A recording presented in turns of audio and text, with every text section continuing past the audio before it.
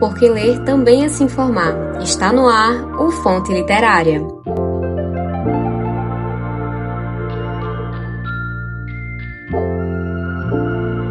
Olá, ouvintes! Sejam muito bem-vindos ao nosso segundo episódio do Fonte Literária, seu programa semanal de notícias, debates sobre livros e os temas que eles abordam. Eu me chamo Willaine e estou aqui para guiar você no mundo literário. E como já disse Paulo Freire, a educação muda as pessoas e as pessoas mudam o mundo. Hoje, vamos conversar sobre o poder da imaginação na infância, a importância dela na formação do ser humano e como a literatura nos ajuda a resgatar esse olhar puro e criativo. Para isso, trazemos 2 livros inspiradores: O Pequeno Príncipe, um clássico atemporal, e O Menino, a Toupeira, a Raposa e o Cavalo, um sucesso contemporâneo que toca gerações. Essas são as obras que, com uma linguagem simples e poética, conseguem falar ao coração de crianças e adultos. E para quem não ouviu o episódio passado, a psicóloga Beatriz Silva deixou esse livro, do Menino, a Toupeira, a Raposa e o Cavalo, como indicação de leitura para vocês. Para enriquecer nossa conversa, recebo hoje o Rodrigo Barros, que é professor de linguagem, apaixonado por literatura e colecionador de edições do Pequeno Príncipe. Rodrigo, seja muito bem-vindo ao Fonte Literária. Oi, Will, tudo bem? Olá, seguidores aí do canal. É uma honra estar aqui batendo papo com vocês hoje sobre essas 2 importantes obras e sobre esse processo, né, tão importante que a literatura tem não só no público infantil, como no público em geral. E a gente fica muito feliz de ver que hoje, né, nós estamos numa sociedade mais leitora. A gente vê que os dados dizem que o Brasil ainda não é um dos países que tem um número de leitores como poderíamos ter, porém, esse número vem crescendo muito desde a pandemia. Então, isso é muito positivo para nós, né?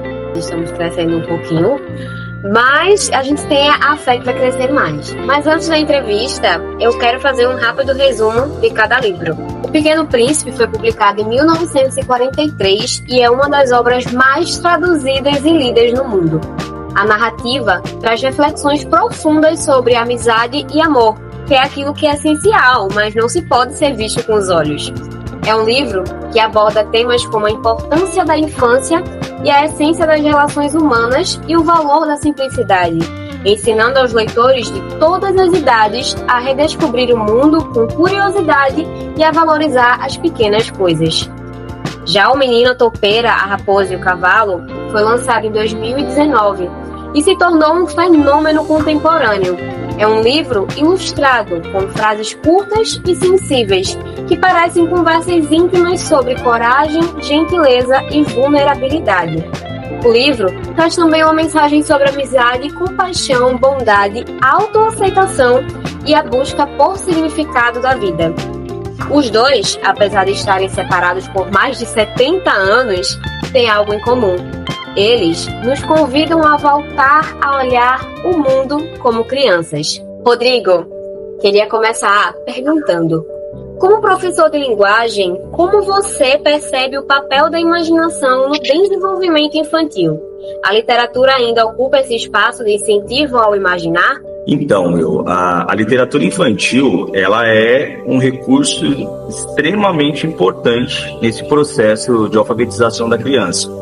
Porque é isso que torna a criança leitora. A literatura ela não promove só essa alfabetização e o desenvolvimento da linguagem, ela também ajuda a criança a desenvolver empatia, a ter uma compreensão sobre o seu emocional e desenvolver as habilidades do pensamento crítico. Quando a gente explora esse mundo da criança por meio da literatura, a gente traz inúmeras possibilidades, despertando a imaginação, estimulando a curiosidade da criança, o pensamento crítico, a capacidade dela de se adaptar, nesse mundo que está em constante mudança.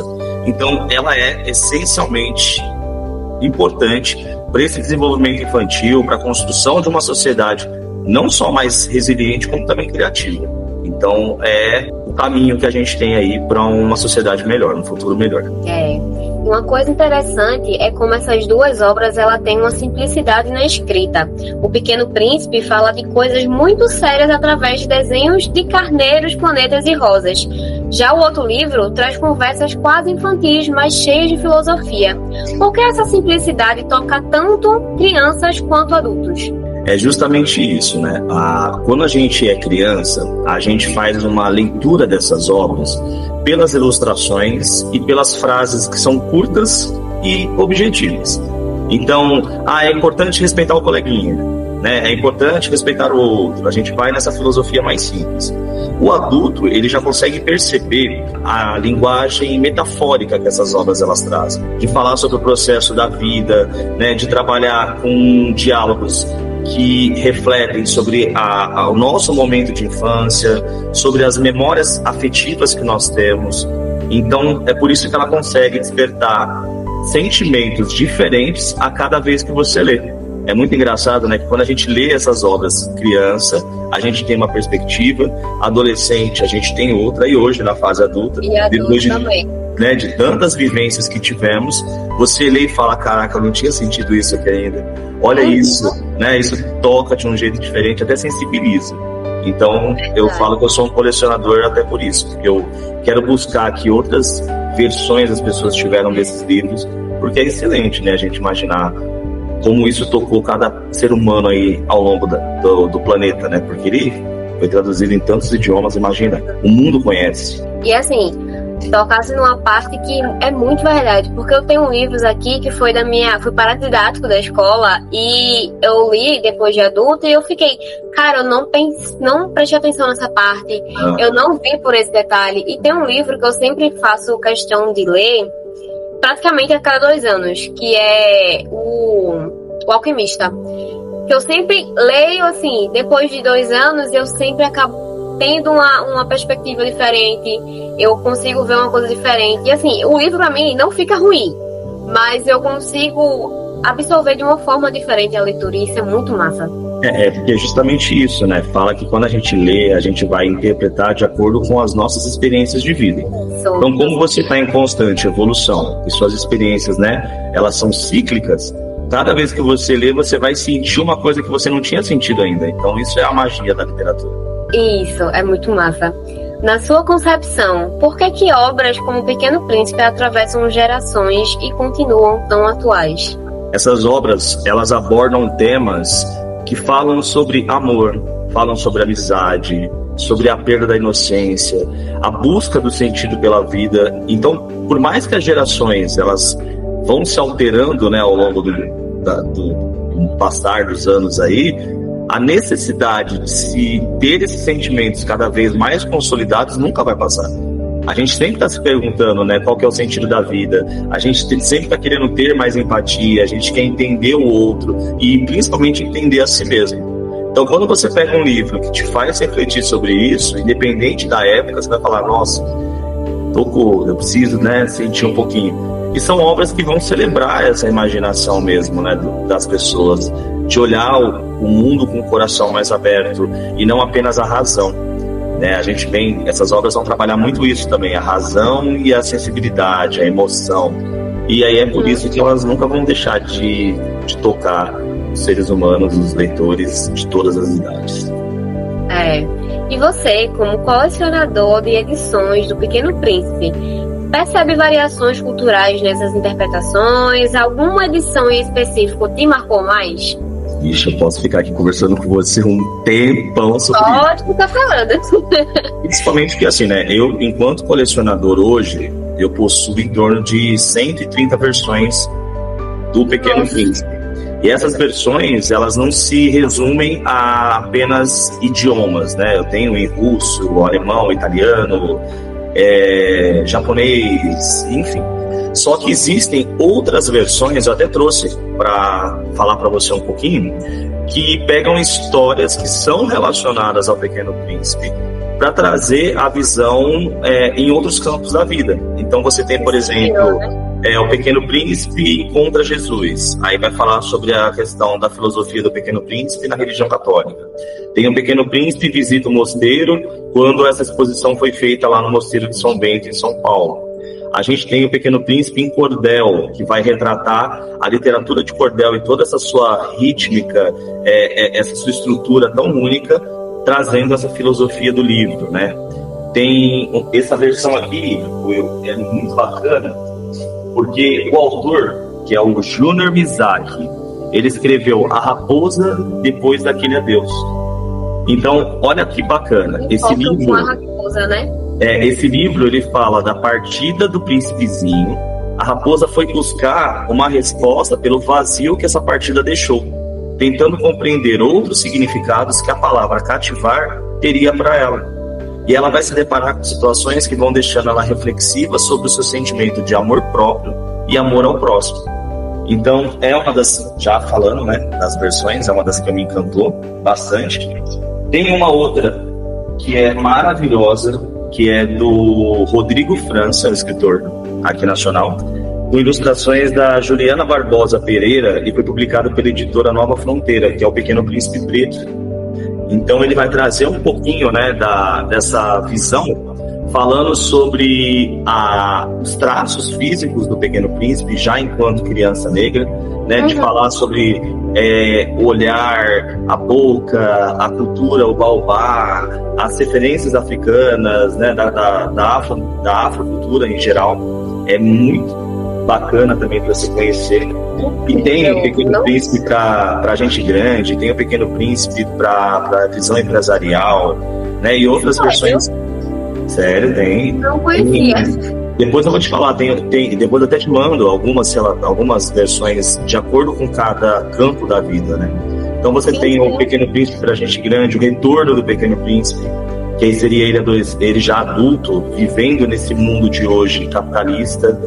Então, A Namorada do Pequeno Príncipe, existe esse livro que vai contar a história de uma moça que se envolveu com o autor, né, quando ele fez uma viagem, e como que essas reflexões tocaram ele. Ele teve um caso de acordo com o autor desse livro. E aí na capa é a rosa que aparece, que então fala que até na visão desse autor, né, a rosa seria na verdade uma homenagem a essa mulher, ele ter que deixá-la porque ele era casado. Aí você fica assim, gostaria, gosto de fofoca, pode continuar. Babados aí, né? Então assim, isso é bacana, porque tem muita história por trás, né? O autor tem a sua história de vida também. E as pessoas começam a interpretar e trazer versões que vão mesclar um pouco do livro com a vida do autor e com as outras obras dele. Porque ele tem muitas outras obras que não são tão propagadas quanto o Pequeno Príncipe. Inclusive eu também as coleciono, porque para mim, quando eu falo colecionar Pequeno Príncipe, é ter as outras edições do autor também, que eu acho que isso é muito bacana pra gente. A fofoca, descobri um caso hoje Verdade! Babado, eu vou até fazer um spoiler. Essa edição tem fofoca. Eu vou te mandar os dados sobre ela. Mande, que eu vou soltar também pro pessoal depois. Mas assim, em um mundo dominado por telas e tecnologia, você acredita que estamos limitando o espaço da imaginação? Muito. Né? A gente está vivendo numa era hiperconectada. Então, a gente acorda com o celular na mão, a gente consome conteúdo o tempo todo, a gente dorme sem permitir que a nossa mente divague. E o resultado é que a gente está dormindo menos, sonhando menos, e o sonho nada mais é do que um canal de comunicação para a imaginação. A gente hoje, por exemplo, não deixa o sonhar ser de acordo com o nosso subconsciente. O nosso sonhar, ele é baseado nos dados que ficaram memorizados de tanto acesso à tela que a gente teve. E isso diminui a imaginação, né? Porque é muito necessário você deixar a sua emoção, os seus sentimentos aparecerem nos seus sonhos para até te dar sinal de como você está se sentindo, e as telas estão tirando isso da gente. Então a nossa criatividade, a nossa imaginação está diminuindo. A gente pega tudo pronto.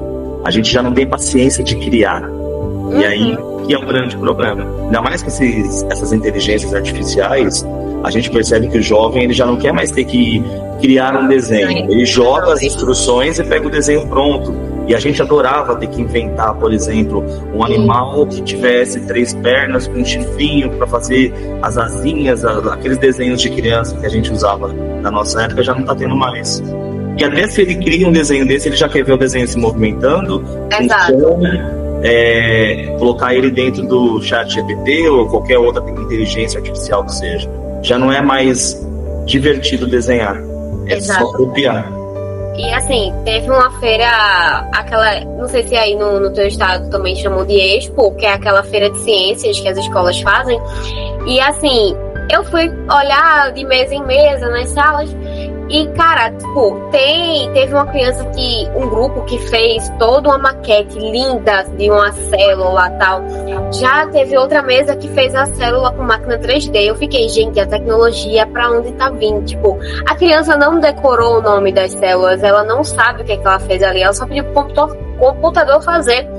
E, tipo, é surreal, o mundo de hoje tá muito fácil. As coisas estão muito fáceis. E assim, quando a gente não consegue uma coisa que a gente quer muito, a gente se frustra. Uhum. E já puxando justamente isso que eu falei, eu quero te fazer uma pergunta polêmica. Qual a importância do tédio na infância e na adolescência? O tédio nada mais é do que a gente se ouvir de dentro para fora. Então, se a gente não tiver esses momentos de ociosidade, a gente vai impedir a nossa mente de ter os seus momentos de pausa para que a gente se escute e saber o que a gente está precisando. Então, isso dentro da infância, dentro da fase adulta, seja como for, enquanto a gente continuar tão ligado nessas novas tecnologias o tempo inteiro, a gente vai não só acabar com a nossa criatividade, a nossa imaginação, como com a nossa saúde mental. A gente vai ter um quadro muito maior ainda de depressão ou de isolamento social, porque é mais fácil, né, as pessoas agora se comunicarem via internet do que no ao vivo, porque a hora que se encontra face a face, as pessoas estão com medo de olhar nos olhos, né? Elas não conseguem mais fazer isso. E aí, isso tem sido um grande problema. Então, quando a gente começar a voltar um pouquinho para o silêncio, mas um silêncio que não é para ser aquele silêncio de isolamento e de dor e sofrimento, é o silêncio saudável, de tipo deitar, não pensar em nada e falar assim, peraí, o que eu tô sentindo, tocar meu próprio corpo no sentido de tipo assim, deixa eu ver meu coração, se tá acelerado, se não tá, né? Eu acho engraçado que às vezes a gente quer ver, né? Você olha pra pessoa e fala assim, nossa, o que aconteceu com você? Que você tá com um negócio meio roxo aqui na bochecha. Não sei. Porque tudo é tão automático, às vezes você bate e não vê, você tá com uma espinha, você não vê. É coisa tão simples que a gente tinha o cuidado antes de se olhar no espelho com um olhar de admiração, né? Deixa eu olhar para mim, deixa eu ver se estou bem para mim. Então eu acho que esse ócio ele vai trazer um pouco disso para nós de volta. Agora, o Pequeno Príncipe, ele tem uma frase famosa: todas as pessoas grandes foram um dia crianças, mas poucas se lembram disso. Para você, Rodrigo, como podemos resgatar esse olhar de infância na vida adulta? A primeira coisa que a gente tem que fazer para resgatar isso é a palavra mais simples e gostosa do mundo: brincar. A criança precisa aprender a brincar de novo, né? Brincar de pegar um bonequinho ou um pedaço de madeira e fingir que é um bonequinho e imaginar ele subindo a escadinha, imaginar ele num castelo, aí o resgate da princesa ou do príncipe, sabe? A gente tem que voltar a brincar com as coisas simples, que é com a nossa imaginação.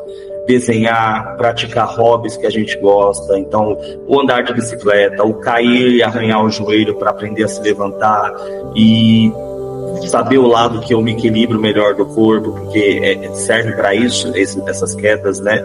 A gente valorizar as memórias positivas do passado, a gente voltar a fazer dedinho pro coleguinha quando tá de bem, sabe? Tipo, essas coisas que são simples, mas que tinham um fundamento, porque para eu colocar o dedinho no colega e fazer as pazes, eu tinha que ir até meu colega.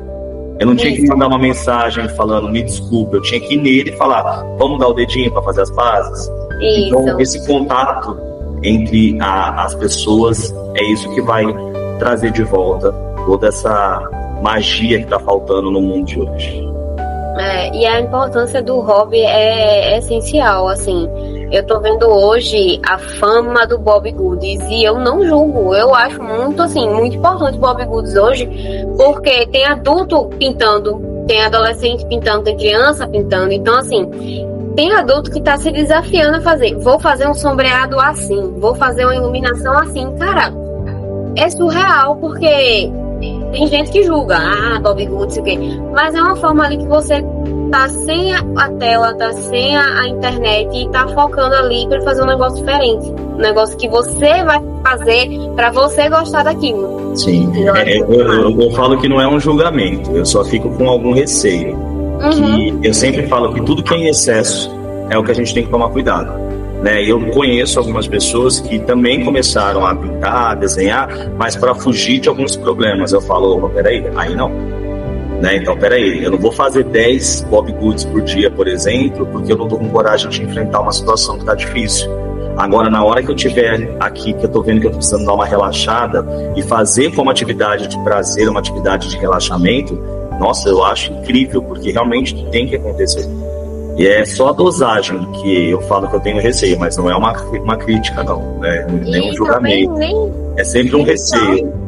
Nem só Bob Goods, né? Porque tem muita gente que lê pra simplesmente se desligar do mundo. Correr, andar de bicicleta, caminhar. Caminhei 3 horas hoje. Eu falo, nossa, mas você tá bem, porque chegar na estafa pra chegar e dormir não tem que falar com ninguém, sabe? Tipo, eu falo, tudo que é em excesso é perigoso, né? Porque se algo tá demais é porque algo tá faltando. Exatamente. Agora, o que a escola e a família podem fazer para preservar a imaginação das crianças? A escola tem que trazer de volta, né, esse processo também do manual, porque não só nas aulas de artes, eu acho que isso é até um equívoco muito grande de achar que só na aula de arte a criança desenha, só na aula de matemática que ela tem que aprender a usar régua, só na aula de português ela vai aprender a interpretar um problema, na aula de sabe, essas coisas? Não, eu acho que todas as disciplinas têm que trabalhar algumas habilidades que são comuns para o desenvolvimento completo da criança. Então, eu estou numa aula de geografia, eu posso ensinar a criança a desenhar um mapa, eu posso trabalhar com ela o colorir com qualidade, eu posso trabalhar com ela a questão das formas geométricas, eu posso brincar com jogos de adivinhação, eu posso pegar esse processo do recortar, né, de pegar a tesoura, cortar e não dar tudo pronto, que aí senão a criança não desenvolve a habilidade motora de usar a tesoura, Então eu falo, eu tenho visto muitas receitas prontas hoje dentro da educação, de professor pegando tudo molde pronto, ele já recorta, ele entrega tudo prontinho para o aluno só cola e apresenta como produto final, e aí ele não percebe que ele está inibindo a criança da falha também, de perceber que ele não tá cortando direito ainda para você ensinar a cortar certo, que ele está colorindo fora da borda para ele aprender que existem limites na linha, né? Então acho que isso ainda é um processo dentro da educação infantil atual, que quando a gente fala de livro, não é diferente, porque não adianta só eu falar para a criança, senta aí que é o momento da historinha, e sempre eu vou ler para a criança, isso é uma delícia, mas eu também preciso de vez em quando falar para a criança, lê para mim esse trechinho, hoje você lê para mim um pouquinho, que eu quero te ouvir, porque aí eu vou estimular nele a habilidade de ser leitor, não só de ser ouvinte. E aí o livro não é uma punição, né? Ele passa a ser um momento de interação. A memória afetiva que vai ficar na criança é de que a hora que ela lia aquela historinha, ela tinha um olhar de admiração do professor, ou da mãe, ou do pai, ou do tio, da tia. E eu, por exemplo, vivo isso muito positivamente com meu sobrinho. A minha cunhada e meu irmão, eles leem o livro para ele, e depois ele tem que ler o livro para eles na noite seguinte. E os dois sentam para ouvir ele contando historinha. Então hoje ele tem prazer de ler, porque para ele isso é gostoso, né? Tipo, minha mãe fica toda feliz quando eu leio historinha para ela, o olho dela brilha, ele me falando. Então é isso que a gente precisa estimular na criança, né? Que ela seja protagonista do processo de aprendizado dela também. Agora, se tivesse que escolher uma cena ou frase que melhor definisse a força da imaginação, qual seria? Olha, eu tenho uma frase que eu gosto muito, que não é desses livros, tá?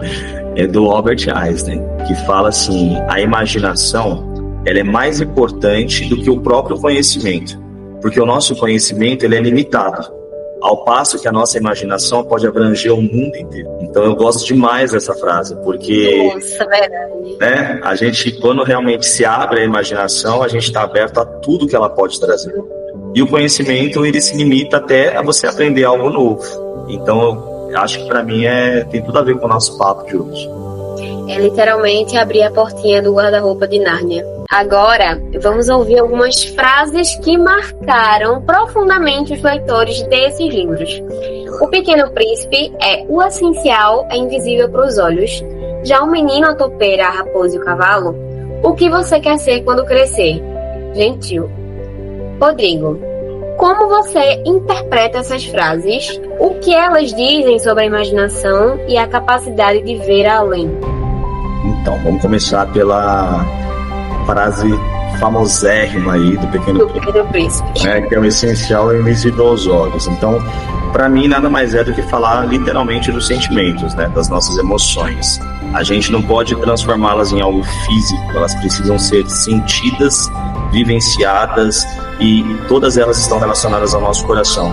Então, ele vem muito trazer para nós o olhar pelo que é interno e aquilo que a gente precisa valorizar, que é o amor, que é a amizade, que é o respeito, que é o carinho, que é o zelo, que é o autocuidado, se aprofundar dentro do nosso ser.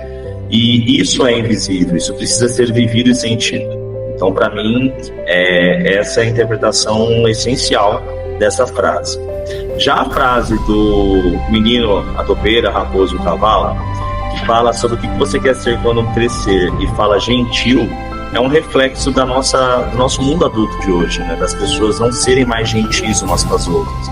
É a falta de empatia pelo próximo, de lembrar que a gentileza gera gentileza, e que se a gente superar os nossos anseios, os nossos medos, e dar a mão para a pessoa que está do nosso lado e falar: eu te ajudo, eu estou aqui. Essa gentileza, de fato, não é a gentileza forçada, a gentileza de marketing, é a gentileza da alma. É isso que faz com que a gente se torne um ser humano melhor. E esse menino, ele busca isso. Ele quer crescer, ele quer ser gentil enquanto ser, né? Então, acho que para mim seria um pouquinho disso. E essa frase para mim também traz a memória de que um bom dia, você tá bem, muda muito a vida do outro. Porque a gente nunca sabe o que o outro está passando, a gente nunca sabe qual é a vivência, qual é o passado dele. Às vezes até sabe, então é muito importante a gente chegar um sorriso, um simples sorriso também muda a vida do outro. Agora, a gente vai para o nosso quadro fixo, que é a indicação de leitura.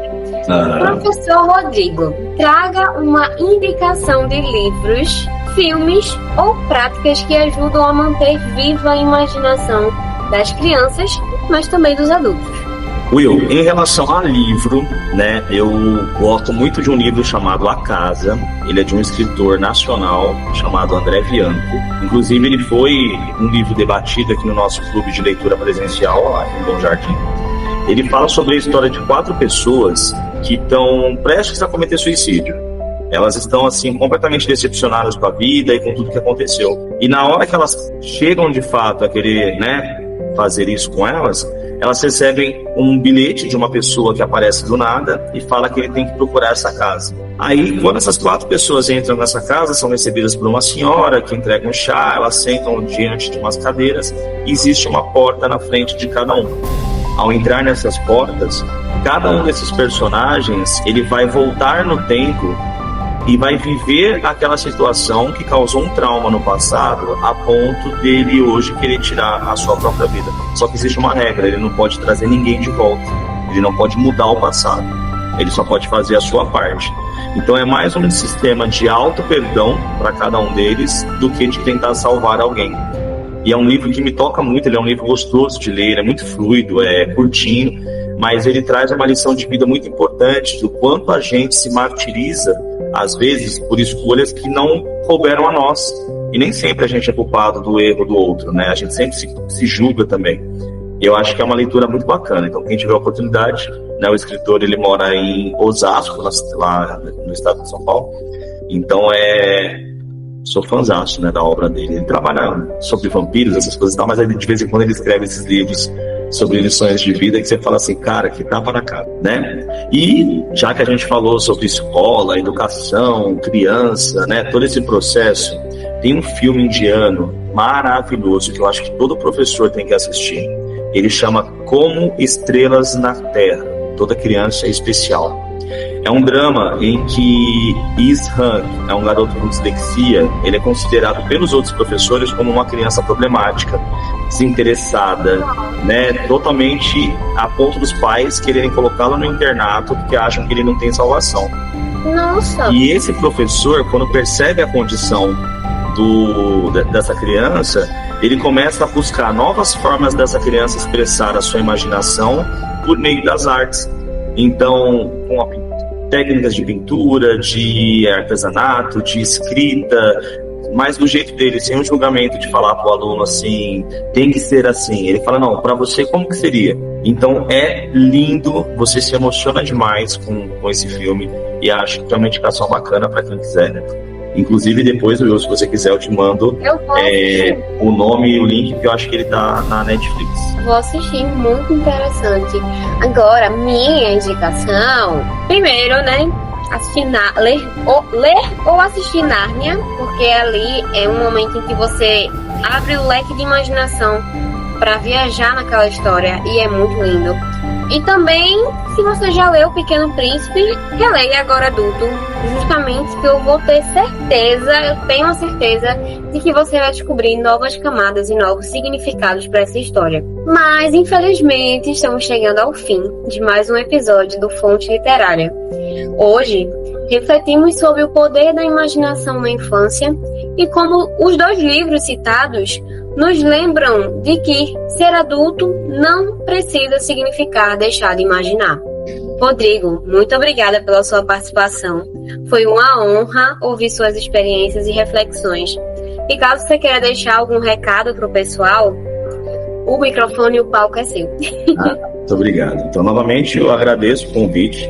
Né? Eu fico muito lisonjeado de verdade, porque eu acredito nesse tipo de educação, acredito nesse tipo de comunicação com o aluno, onde o aluno é protagonista, onde a gente dá espaço para que ele mostre a maneira como ele vê o mundo, como ele enxerga, e acho que essa proximidade inicial faz com que a gente crie um laço de confiança com o aluno a ponto de depois trazer ele para o seu lado. Então, primeiro você precisa ver o que ele pensa e o que ele sente, para depois você também querer ensinar as formas como são aceitas no mundo, digamos assim. Porque você faz um mesclar, né? Sem podar a imaginação da criança, sem podar a criatividade que essa criança tem, e eu acho que isso é de extrema importância. Então, eu fico lisonjeado e feliz de verdade. E quero aproveitar, né, Will, eu acho que a gente tem um minutinho, não tem? Eu só queria falar para você que tem outras versões aqui, essa daqui você precisa conhecer. Ela chama Shibiki Umen.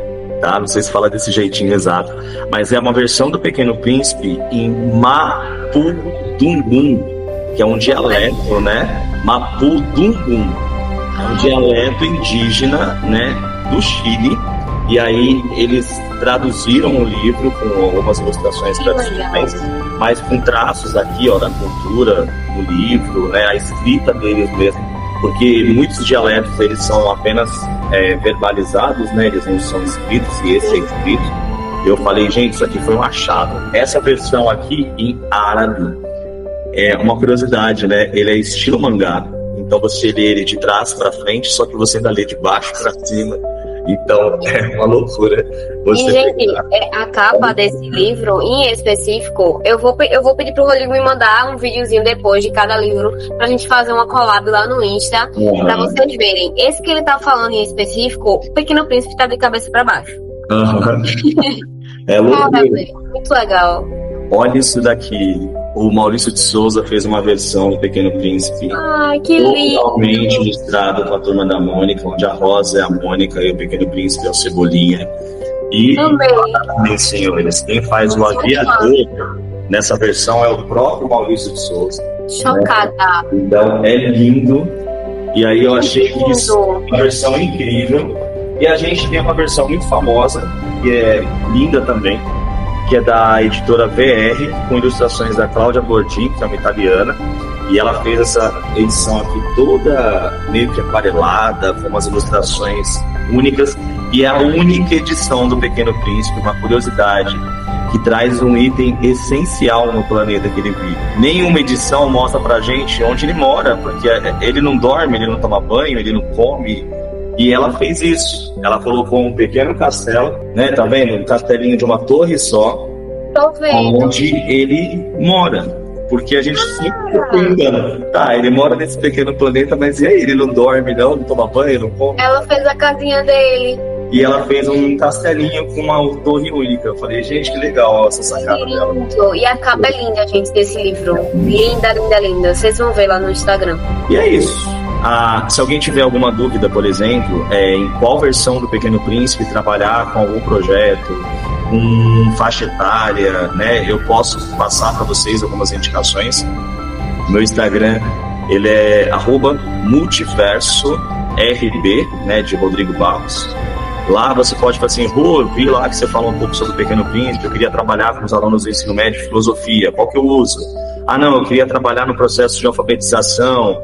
Eu queria saber se quando você tem alguém que faça alguma cartilha com atividades do Pequeno Príncipe. Tem uma moça que faz, e é um trabalho lindo. Então, precisou, é só mandar uma mensagem lá no direct, aí eu mando para vocês umas indicações de quais seriam as melhores versões de acordo com a temática que você quer trabalhar com os seus alunos, tá bom? E até para os pais, né? Para justamente você falou da faixa etária, para eles pegarem o que seja mais dinâmico para os filhos. Até para os pequenininhos tem assim, meu primeiro Pequeno Príncipe. Aí é tudo resumidinho, só com as principais frases, que é para a criança ir se acostumando com o personagem, até futuramente ela entender a metáfora da obra. E deve ter aquele que é de água, né? O livrinho de água. Tem livro para banho, tem também, tem quebra-cabeça, tem livro de jogos, tem tudo, gente. Pequeno Príncipe tem tudo. Queria agradecer novamente, Rodrigo, pela disponibilidade. E também queria agradecer a você, ouvinte. Muito obrigada por estar conosco nesse segundo episódio. Não se esqueça de acompanhar a gente nas redes sociais, @Willane. É difícil escrever, mas eu vou soletrar. WIULAYNE. Compartilhar o episódio e, claro, ler O Pequeno Príncipe e também seguir o Rodrigo lá, né, gente? Pra ajudar na divulgação dos livros do Rodrigo. Agora, no próximo episódio, a gente vai conversar sobre relações tóxicas e a cura emocional. Até a próxima segunda-feira. E lembre-se, o essencial é invisível aos olhos. Tchau, tchau. Tchau, Rodrigo. Tchau, Will. Obrigado, gente. E esse foi o Fonte Literária, porque ler é se informar e se informar é se transformar. Até breve.